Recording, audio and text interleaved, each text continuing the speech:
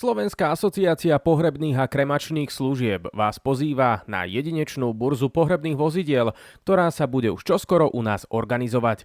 Pohrebné služby chcú takýmto spôsobom priblížiť svoju prácu širokej verejnosti, ale najmä predstaviť aj najnovšie trendy v oblasti pohrebných vozidiel. Treba znova urobiť nejaké stretnutie v rámci pohrebných služieb a v rámci týchto služieb a bude to burza pohrebných vozidiel od pohrebných služieb. Je čas možná meniť tieto vozidlá, je čas archivovať tieto vozidlá a určite sa nájdú aj tí, ktorí sa dojdú len pozrieť alebo si budú zbierať historické vozidlá. Bohatý sprievodný program a výstava pohrebných vozidiel je len jedno z mnohých lákadiel, no na svoje si prídu aj milovníci histórie. Začali sme s takýmto vozidlom, ako tu vidíte, 1203, a v tej dobe to bolo naozaj moderné, tá doba prešla. Treba obnoviť ten vozový park a naozaj vás vítame alebo voláme na takúto akciu, ktorá teda tam v tomto smere ukáže, aké vlastne boli pohrebné vozidlá a aké budú vlastne pohrebné vozidlá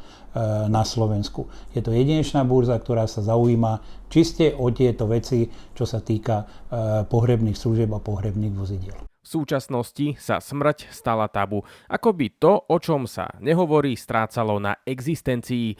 Doba ale aj napriek tomu neúprosne napreduje a spolu s ňou aj toto odvetvie. Ak sa chcete pozrieť do zákulisia tejto netradičnej práce, určite si burzu pohrebných vozidiel nenechajte újsť. Priatelia, poďme sa teda pozrieť, čo nás čaká na tejto burze a prečo vlastne tá burza vznikla. Burza vznikla vlastne kvôli tomu, aby ste videli aj tí, ktorí teda sa zúčastňujete pohrebov, ako ten pohreb prebieha, ako tie vozidlá svojím spôsobom vyzerajú, či zvonka, či znútra. Treba to modernizovať, o tom potom, lebo naozaj aj ten pohreb musí byť nejakým spôsobom kultúrny. Poďme sa teda pozrieť na toto vozidlo, ako vlastne vyzerá znútra, lebo mnohí nemajú ako šancu to vidieť v tomto smere. Toto vozidlo v rámci covidu bolo v úvodzovkách povedané skoro možno aj preťažené, mestia sa sem 4 rakvy, to znamená, že aj tí výrobcovia sa snažia svojím spôsobom modernizovať a riešiť vozidlá, aby to bolo únosné aj pre tie pohrebné služby. Chceme to ukázať verejnosti, tešíme sa na vás, prídete sa na to pozrieť, môžete sa samozrejme v tom aj povoziť, ale budete musieť sedieť vpredu.